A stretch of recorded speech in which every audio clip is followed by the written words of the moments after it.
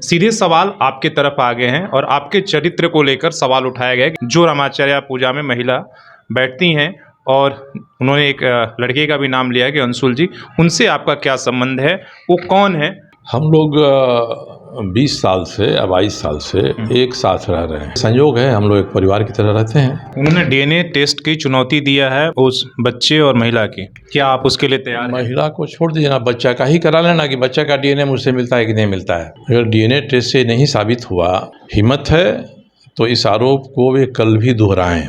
मैं DNA test कराऊंगा और उनको क्या सज़ा मिलेगी, सज़ा का निर्धारण वो कर लें। तो ये जो आरोप लगाना चाह रहे हैं उससे यही है कि ये मनोरोगी लोग हैं और पुरुष और नारी के बीच के जो संबंध हैं केवल देह का ही संबंध इनको दिखाई पड़ता है, देह से आगे ये जा नहीं सकते हैं। चाहता हूँ कि अड़े रहें, डीएनए टेस्ट पर अड़े रहें, मेरे पत्नी की मृत्यु के बारे में अड़े रहें। वो अड़े रहें तो मैं बताऊँगा कि क्या होगा इसके बाद में। सीधे सवाल आपके तरफ आ गए हैं और आपके चरित्र को लेकर सवाल उठाया गया है कि आप सबको चरित्र हनन करते रहते हैं, आप अपने चरित्र के जवाब दें। पहला सवाल उठाया गया है कि आपके साथ जो रामाचार्य पूजा में महिला बैठती हैं और उन्होंने एक लड़के का भी नाम लिया है कि अंशुल जी, उनसे आपका क्या संबंध है, वो कौन है, आप उसके बारे में क्यों नहीं खुलासा करते हैं? हम लोग 20 साल से या 22 साल से एक साथ रह रहे हैं। रांची के जिस फ्लैट में मैं रहता हूँ यह फ्लैट उनका फ्लैट है और 20 साल से संयोग है, हम लोग एक परिवार की तरह रहते हैं। और जब पूजा होती है तो इस पूजा में जो ये लोग भी आते हैं, हमारी भतीजियाँ आती हैं, हमारी बहुएँ आती हैं, यहाँ के जो कार्यकर्ता हैं, मैं सबको कहता हूँ बैठना चाहते हैं पूजा में, आप बैठिए। तो ये जो आरोप लगाना चाह रहे हैं उससे यही है कि ये मनोरोगी लोग हैं और पुरुष और नारी के बीच के जो संबंध हैं केवल देह का ही संबंध इनको दिखाई पड़ता है, देह से आगे ये जा नहीं सकते हैं। और ये अलग अलग आरोप लगा रहे हैं। मेरी पहली पत्नी थी, उनका देहांत हो गया। कैसे हुआ, पूछा गया कैसे उनकी मौत हुई, स्वाभाविक थी अस्वाभाविक थी? मैं बता दूंगा कि यह सवाल 1998 में रांची के पूर्व विधायक रहे गुलशन लाल अजमानी ने उठाया था और मैंने उनको कोर्ट में घसीटा, कोर्ट में उनको सज़ा हुई, मेरे पक्ष में फैसला हुआ। उसके बाद दोनों ने कहा कि अब छोड़ दीजिए, आगे मतलब ये मैं छोड़ गया, भूल गया वहीं पर। तो अगर बन्ना गुप्ता जिम्मेदारी के साथ इस बात को कहते हैं, अगर उनकी हिम्मत है तो इस बात को जिम्मेदारी के साथ कहें और अगले दिन मैं फिर से एक नया केस कर दूंगा, उसी कोर्ट में कर दूंगा जहां ये फैसला हुआ है। उनको पता हो जाएगा कि ये क्या है जो मुझसे पूछ रहे हैं। जिसने उनको बताया है उनको बताना चाहिए था। फैसला हुआ है, इसमें मानहानि का मुकदमा हुआ है। तो ये कोई ऐसा नहीं है कि कोई मेरे खिलाफ आरोप लगा दे मैं छोड़ दूँ उसको। तो बन्ना गुप्ता में हिम्मत है तो ये लगाएं। उन्होंने डीएनए टेस्ट की चुनौती दिया है उस बच्चे और महिला की, क्या आप उसके लिए तैयार हैं? महिला को छोड़ दीजिए ना, बच्चा का ही करा लेना कि बच्चा का डीएनए मुझसे मिलता है कि नहीं मिलता है। तो मैं ये कहता हूँ कि उस बच्चे के लिए रांची के सिविल सर्जन को कल मेरे आवास पर रांची भेज दें, जमशेदपुर को इसके सिविल सर्जन को यहाँ भेज दें। वो जिस चीज़ का सैंपल लेना चाहें डीएनए टेस्ट के लिए वो ले लें। मगर जो आशंका जाहिर कर रहे हैं कि वह लड़का मेरा अवैध संतान है, अगर डीएनए टेस्ट से नहीं साबित हुआ तो बन्ना गुप्ता जी क्या करेंगे, ज़रा बता दें। हिम्मत है तो इस आरोप को वे कल भी दोहराएं। मैं डीएनए टेस्ट कराऊंगा और उनको क्या सज़ा मिलेगी, सज़ा का निर्धारण वो कर लें। अगर उनके ऊपर कोई वीडियो वायरल हुआ और रात में वो प्रेमालाप कर रहे हैं अश्लील, इस पर कोई जांच की मांग करता है तो ये दिखाएंगे कि साहब आप भी दूध के धुले नहीं, अरे मैं नहीं दूध का धुला हूँ, इससे आपका आरोप थोड़ी खारिज हो जाता है।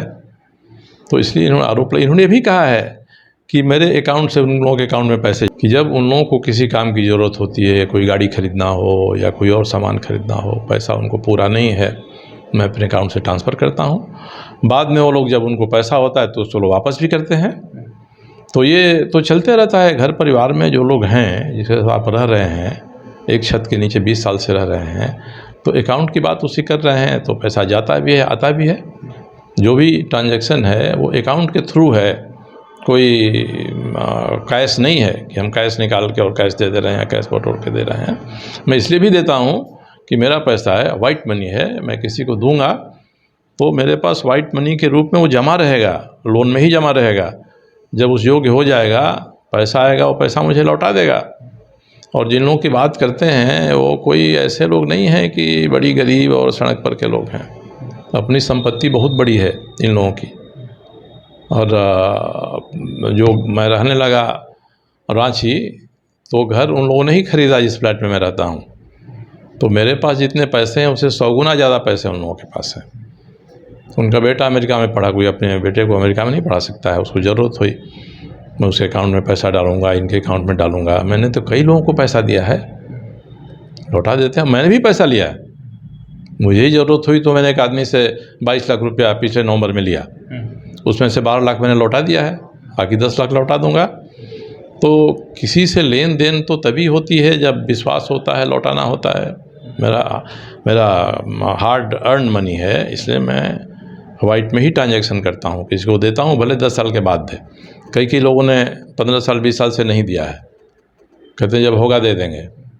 तो चलता है, ऐसा है। इसमें क्या गलत है ये बता दें जरा। इसमें सवालों को क्या लगा? मैं कहता हूँ ये एक मनोरोगी ही ऐसे सवाल कर सकता है। और मैं तो कह रहा हूँ कि हम लोग 20 साल से एक साथ रह रहे हैं साहब, 20 साल से एक साथ रह रहे हैं और आज भी रह रहे हैं। विश्वास पर है, भरोसा है तो हम लोग आगे भी रहेंगे। और जो हमारे बच्चे आज बड़े होके नौकरी कर रहे हैं, शादियां हो गई, वो भी साथ में पहले रहते थे, वहीं पर रहते थे। तो हम लोग तो एक घर परिवार की तरह रहते हैं और पूरे सभी सदस्य परिवार के आना जाना सब है। अब किसी को ये लगता है कि मेरे संबंध अवैध हैं, तो ये उसकी मानसिकता है। पुरुष और नारी के संबंधों को देह तक सीमित करने वाले जो लोग हैं वो इस तरह से करते हैं। और अगर इसको आप जाते हैं, टेक्निकल रूप में जाते हैं, कानून के रूप में जाते हैं, तो किसी के साथ रहना कोई गलत काम तो नहीं है। हम उसको लाभ पहुंचाएं, कोई अवैध चीज़ करें उसके लिए, कोई अनुचित काम करें, तो ऐसा तो कभी नहीं होता है। जो मेरे साथ है मैं उसका संरक्षण करता हूं। और मेरे साथ जो परिवार रहता है वो परिवार भरोसे के साथ, विश्वास के साथ रहता है। माँ भी रहती है, बेटा भी रहता है, बेटी भी रहती हैं, उनकी बहनें भी आती जाती हैं। रांची में जो उनके और हमारे रिश्तेदार हैं सब आते जाते हैं।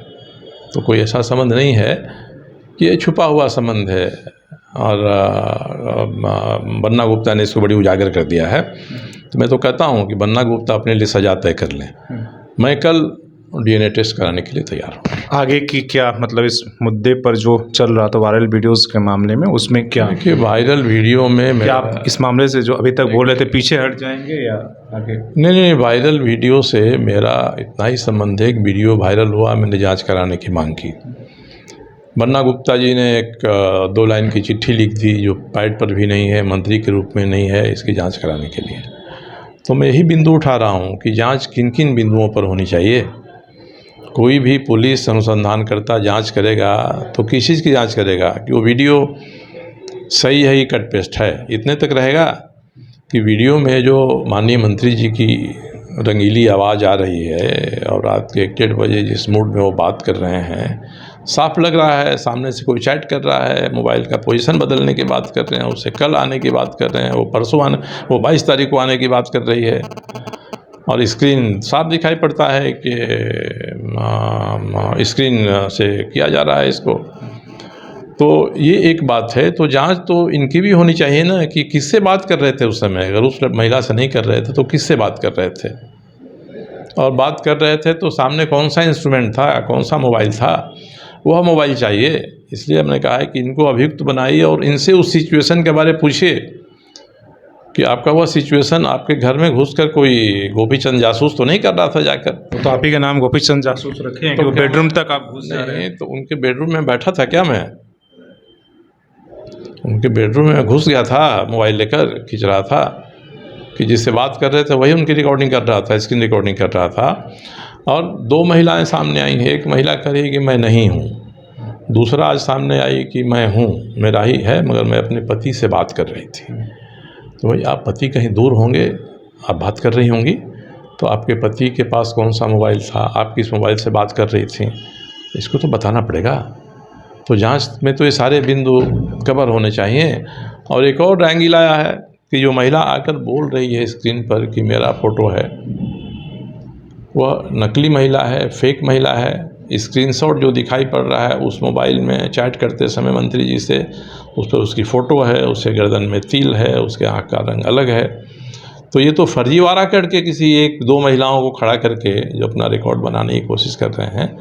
तो जांच होनी चाहिए, और पुलिस अगर इस जांच को अधूरा रख के और लिपापोती करना चाहेगी तो हम लोग तो उसको नहीं होने देंगे। जहाँ तक जाना पड़ेगा इसके लिए जाएंगे। मगर एक बात और है कि केवल यही एक काम नहीं है कि वायरल हो गया लगे रहे, हम लोग दुनिया भर के काम है, क्षेत्र के काम है। भी लोग बैठे हुए हैं, हम लोग क्षेत्र के विकास की योजनाओं की ये सब बातें करते हैं।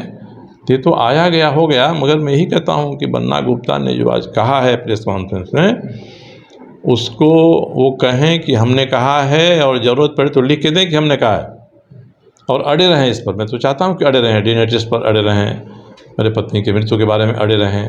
वो अड़े रहें तो मैं बताऊँगा कि क्या होगा इसके बाद में। कल पीछे ना हटें, मैं तो यही कहूँगा, पीछे ना हटें। आप लोग ध्यान रखिए इसका।